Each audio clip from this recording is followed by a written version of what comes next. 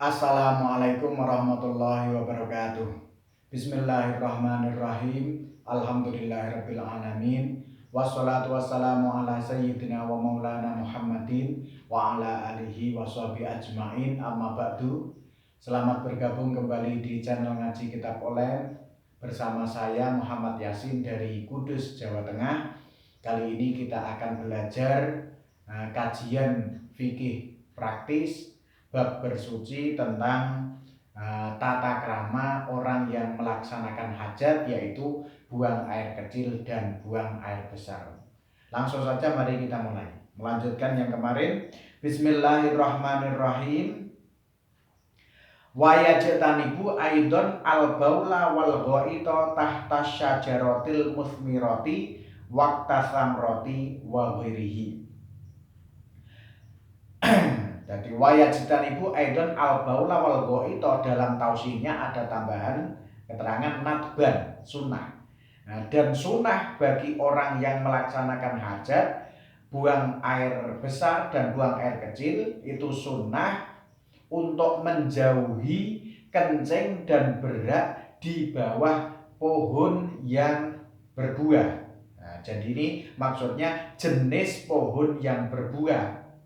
Waktu samroti wa ghairihi, baik pada waktu ada buahnya atau waktu belum berbuah, karena pohon buah itu biasanya kan musiman.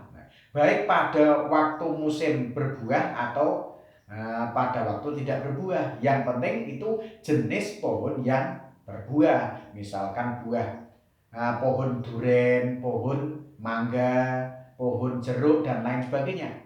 Jadi sunnah untuk tidak kencing dan berak di situ. Jadi ketika kencing dan berak sunnah tidak di bawah pohon yang berbuah. Berarti kencing di situ menjadi makruh. Wa yajtanibu ma dzukira fit tariqi al-masluki lin-nasi. Dan juga sebaiknya orang yang kencing dan berak itu tidak melakukannya di jalan yang dilewati orang. Jangan kencing dan berak di jalan yang dilewati orang. Fayukrahu dzalika fihi, maka hal itu dimakruhkan. Makruh kencing atau berak di jalan yang dilewati orang. Waqila yahrumu at-taghawwutu. Dan ada ulama yang mengatakan bahkan haram kalau berak. Jadi kalau berak itu haram. Buang air besar di jalan yang dilewati orang itu dikatakan sebagian ulama itu haram. Wa fi maudhi'i dhilli saifan wa fi maudhi'i syamsi syita'an. Dan juga sebaiknya menjauhi kencing dan berak di tempat berteduh pada musim hujan, tempat berteduh pada musim kemarau. Tempat berteduh pada musim kemarau, berteduh dari terik matahari, maksudnya itu tempat biasanya kalau di daerah yang panas itu kalau berjalan atau dari sawah atau dari mana itu terik matahari panas, itu ada mungkin pohon atau gubuk atau apa yang dijadikan tempat berteduh, maka sebaiknya tidak melakukan kencing atau berak di situ. Wafi mau diisyamsi sitaan, dan di tempat matahari pada musim penghujan, di tempat berjemur. Tempat berjemur orang biar sehat, berjemur biar terkena sinar matahari pagi terutama. Jadi tempat orang berjemur itu jangan dikencingi dan jangan diberaki. Diberaki. Wa fi sakbi fayukrahu dalika. Jadi maka hal itu dimakruhkan. Maka hal itu tadi kencing dan berak di tempat berteduh dan tempat berjemur itu dimakruhkan. Dalam tafsirnya fayukrahu dalika ini cetama'u li jaizin, maka itu dimakruhkan jika orang berkumpul di situ untuk hari yang diperbolehkan. Wa yahrumu idza kana dzalikal mahallu mamlukan lil ghairi. Dan bahkan bisa haram dan bahkan hukumnya haram jika tempat berteduh atau tempat berjemur itu milik orang lain. Nah, milik orang lain. Jadi makruh tadi jika bukan milik orang. Bukan berarti umum, yang menggunakan umum. Tapi kalau itu hak milik seseorang, maka haram kita kencingi atau kita beragi. Wa fi sakbi fil ardi wa huwa an-nazilu al-mustadiru. Dan juga sebaiknya menjauhi sebaiknya atau sunnahnya menjauhi kencing dan berak di bahasa Jawanya leng, lobangan di tanah yang biasanya ada di rumahnya binatang kecil-kecil itu, entah itu semut atau jangkrik atau apa. Di tempat lobangan di tanah itu jangan di kencingi, jangan diberaki. Makruh untuk berak dan kencing di situ. Wa huwa an-nazil al-mustadir, yaitu lubangan yang bundar, itu yang ke bawah tanah. Wa lafdzu sakbi sakitun fi ba'di nusakhil matni, dan kata sakbi atau artinya leng tadi, lubangan, itu tidak ada dalam sebagian redaksi. Wala yatakallamu adaban li ghairi daruratin qadil hajati alal bauli wal ghaiti. Sekarang etika atau tata krama selanjutnya, sebaiknya atau sunnahnya orang yang melaksanakan hajat ini tidak berbicara. Jadi disunahkan tidak berbicara ketika sedang buang air kecil atau buang air besar.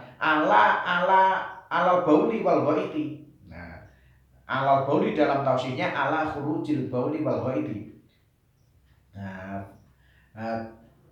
Disunahkan atau etikanya tidak berbicara ketika keluarnya kencing atau keluarnya tinja. Jadi pas keluarnya kencing, keluarnya berak atau tinja, itu disunahkan tidak berbicara. Fayukrahu lahu at-takallumu haladzalika. Maka dia dimakruhkan berbicara ketika itu, ketika keluarnya kencing dan berak. Jangan bicara atau menyanyi. Nah, tidak baik. Fa in da'at daruratun ilal kalami kaman ra'a hayyatan taksidu insanan lam yukrah lahul kalamu hina idin. Jadi kemakruhan berbicara itu berlaku untuk umum. Tapi jika dalam keadaan terpaksa, jadi ada keadaan yang memaksa untuk berbicara, seperti orang yang melihat ular yang mau menggigit seseorang, ada ular mendekati seseorang, maka dia yang melihatnya tidak dimakruhkan berbicara, walaupun saat itu dia kencing, dia berak, sedang keluar air kencing, sedang keluar berak, tapi dia melihat ada ular mau mendekati seseorang. Nah, maka tidak dimakruhkan berbicara dalam keadaan demikian. Hina idda'at daruratun ilal kalam, kalau ketika memang darurat mengharuskan seseorang untuk berbicara, bel yajibu intahak kokol ada. Bahkan berbicara bisa wajib ya, jika memang bahayanya jelas. Ada ular mau mendekati seorang, mau menggigit, jelas sangat berbahaya. Atau ada orang mau jatuh ke dalam jurang atau bagaimana, pokoknya keadaan darurat yang mengharuskan dia harus bicara. Jika bahayanya jelas, maka berbicara bahkan hukumnya wajib, bukan sekedar boleh.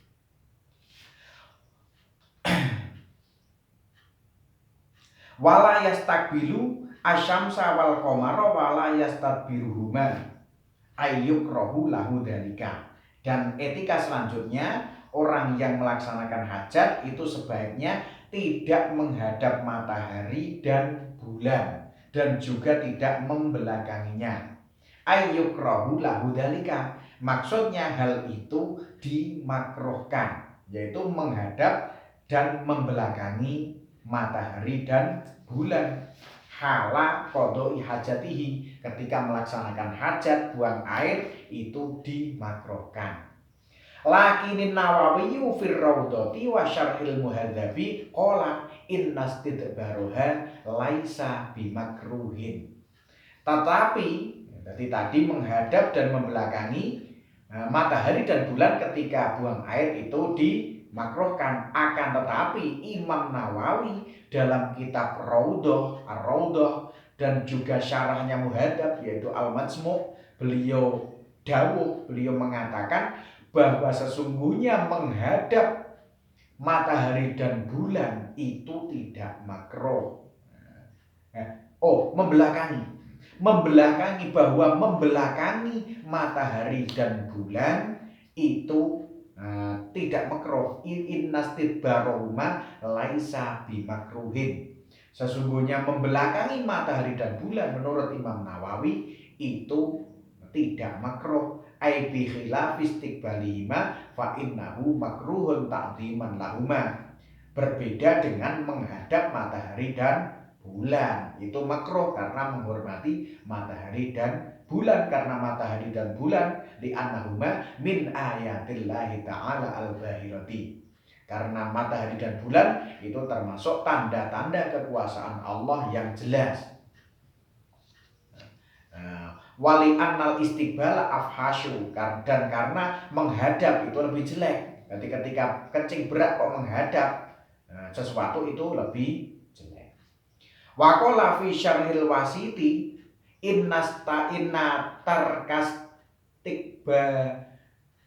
tarkastikbalihima wastidbarihima sawaun ay fayakunu mubahan. Dan di dalam syarah kitab Al-Wasit, dan Imam Nawawi dalam kitab Syarah Al-Wasit, kitab Al-Wasit sendiri itu adalah kitab karya Imam Ghazali.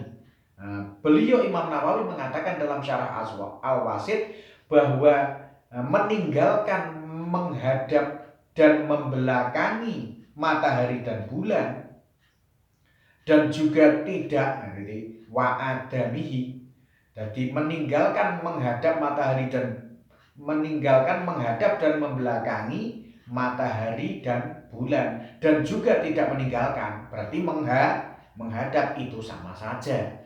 Ini sama saja ai fayakunu mubahan. Maksudnya hukumnya itu boleh. Ini dalam keterangan kitab Syarah Al-Wasit. Jadi boleh. Jadi menghadap dan membelakanginya itu sama. Jadi tidak makruh. Tidak makruh sama menghadap dan membelakangi ataupun tidak menghadap atau membelakangi dan tidak, itu hukumnya sama, hukumnya mubah, boleh dua-duanya. Wa qala fi tahqiqi inna karahata istiqbalihima la aslalaha. Dan dalam kitab At-Tahqiq Imam Nawawi mengatakan bahwa makruhnya menghadap matahari dan bulan itu tidak ada dalilnya. Ini tidak ada dalilnya, ini berbeda lagi dari dawuhnya Imam Nawawi dalam kitab-kitabnya, berbeda. Ini mungkin beberapa ijtihad beliau hasilnya berbeda. Jadi tadi kalau dalam kitab Raudhah dan Syarah Muhadzab itu membelakangi matahari dan bulan tidak makruh, tapi kalau menghadap masih makruh. Dalam kitab Syarah Al-Wasit itu menghadap atau tidak, membelakangi atau tidak, itu hukumnya sama, mubah. Dan dalam kitab At-Tahqiq Imam Nawawi mengatakan bahwa makruhnya menghadap matahari dan bulan itu tidak ada dalilnya, berarti sama. Fal muhtaru ibahatuhu, maka pendapat yang dipilih adalah boleh. Jadi tidak masalah menghadap matahari bulan atau membelakanginya atau tidak, itu sama saja. Wa qauluhu wala yastaqbilu ila akhirih sakitun fi ba'di nusakhil matni. Dan dawuhnya musannaf wala yastaqbilu asyamsa wal qamara dan seterusnya itu tidak ada dalam sebagian redaksinya kitab Matan Takrib. Jadi masalah hukum menghadap dan membelakangi matahari dan bulan ini terjadi beberapa perbedaan pendapat. Ada yang mengatakan menghadap dan membelakangi itu makruh, ada yang mengatakan menghadap makruh, membelakangi tidak, dan ada yang mengatakan dua-duanya tidak makruh. Jadi boleh dua-duanya diperbolehkan. Demikian untuk kesempatan kali ini, semoga bermanfaat. Kurang lebihnya mohon maaf. Wallahu a'lamu bishawab. Wassalamualaikum warahmatullahi wabarakatuh.